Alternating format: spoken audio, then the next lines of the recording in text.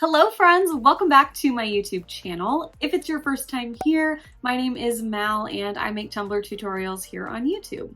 In today's tutorial, we are going to do something that is so popular right now. We're going to be using a burst template. I'm sure you guys have all seen these going around. There are tons of different cute designs and a lot of different techniques to accomplish this look. So I'm going to walk you through how I do it and just give you a few different tips and tricks along the way to make the process a little bit easier. I really hope you enjoy this video and I hope it inspires you and helps you in your burst tumbler creations. So let me know what you think of this video in the comments and make sure you are subscribed to my channel so you don't miss any new videos. I upload new Tumbler tutorials every single week. Okay, I think that's it. I really hope you like the video. Let's go!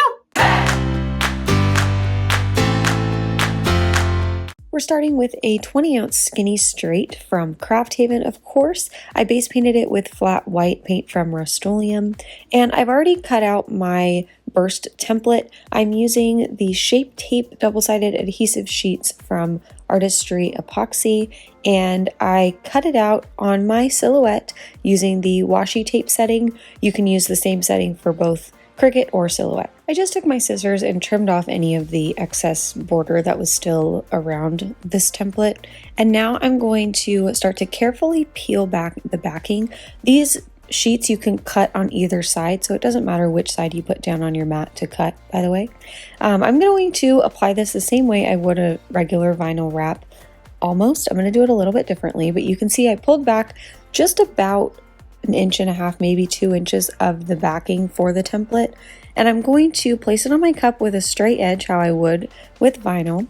And then I'm going to lay my cup down on my table and let that be the pressure that helps this lay down flat. So I'm pulling back the backing and kind of rolling my cup onto the template. I saw Kelly from Dixie Darlings do this with her templates, and I thought, I'm going to try that. So I did, and it worked out wonderfully. So I think I'm probably going to be doing things like this from now on, at least with these templates. So you can see I'm taking it really, really slow here, just making sure that we don't have any pieces that get stuck to themselves or, that don't lie down properly. And my seams met up almost perfectly. I have a little tiny sliver of overlap, but I'm not going to risk cutting that out and then having spacing or a gap there, so I'm just going to work around it.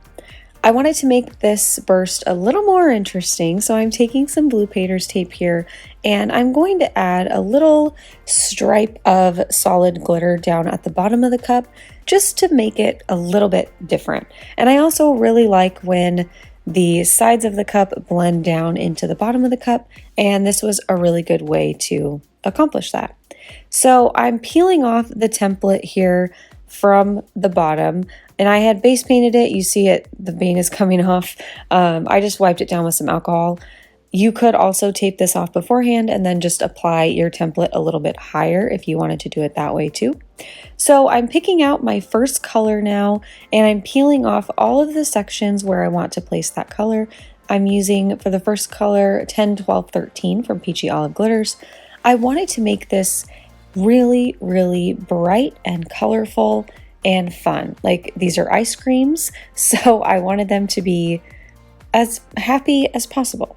So for the second color, I'm taking Capella, which is a yellow from PDB. I tried to use a different color on each section, so I wanted to have a lot of colors going on. And honestly, these are so easy to make and put together. I would say getting the template on your cup is probably the hardest part, but once you've got it on there, you're golden. These are so easy and they look so cool when they're finished. So the next color I'm taking is Good Morning from PDB. I'm using this as kind of my chocolatey vibe color. And then I'm going to continue really just peeling back each section, trying to match up the cones with themselves. Like, I want all the ice cream to look the same, but I want to use a different color for each section, if that makes sense. So I'm just going to continue peeling back my top layer of this double-sided adhesive section by section and going in with my glitter. Sometimes I'm rubbing the glitter in and sometimes I'm not. The adhesion on these sheets is really, really strong, so you don't have to worry too much about your glitter moving or going anywhere it doesn't need to go. So I will see you once we're all glittered.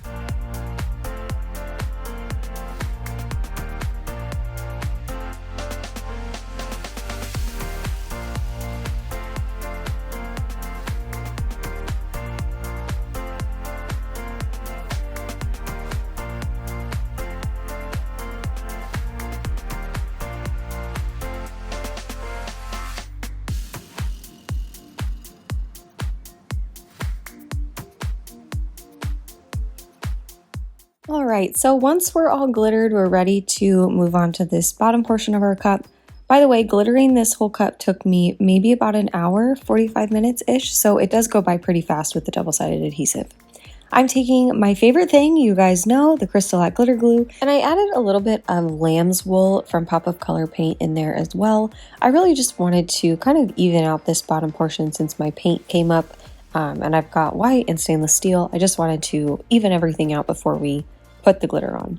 So once I've got that all covered, I'm going in with the first glitter color. I'm using Illumination from PDB. This is a kind of like mini chunky holographic. It's really, really pretty. If you don't have it, I would add it to your list. And then right over that, I'm going to go in with Aphrodite, which is a fine holographic just to fill in any holes. And then I let that dry about 2 hours and sealed it with 2 coats of clear spray from Rustoleum. You can use the matte clear or the clear gloss. It doesn't really matter. And once those were dry, I went in with 2 coats of epoxy. My first coat was about 30 milliliters, and I let that one cure and then went in with my second coat. That one was probably between 15 and 20. So I let that one cure about 12 hours, and then I was ready to go in and do all of my sanding. I really focused my sanding towards this bottom portion of the cup so that it was perfectly smooth to go in with my vinyl striping right here. I'm going to do a little layered thing just to spice this up a little. So the first stripe I'm taking is the silver textured metallic vinyl from Cricut. I'm just laying that down. I'm doing this on my turner to help me keep my cup straight and just kind of get a better view. And then right on top of it, I'm using this holographic glass flower. I think it's called holographic glass flower vinyl from Tech Wrap Craft. This is a beautiful vinyl. I've been really obsessed with it lately. And once I have that on there, I'm going to go in with my final 2 coats of epoxy. So the first one over the vinyl, I did another 30 milliliters, and then the final coat was only between like maybe 10 to 15 max. So once that was cured, this cup is all done. This is so easy to do. I know these can be kind of intimidating. It's a lot of glitter and a lot of small little lines, but they really are way easier than they look. I can't wait to do another pattern. Like I said in the intro, these are super popular right now and so much fun to make. I really hope that you enjoyed this video. I hope it helps you in creating your burst tumblers. If you did, please remember to hit that thumbs up button down below. And if you're not already subscribed to my channel, make sure you hit that subscribe button down below as well. Thank you guys so much for watching. As always, I appreciate you all so much. And I will see you in my next video. Okay, love you. Bye. Let's go!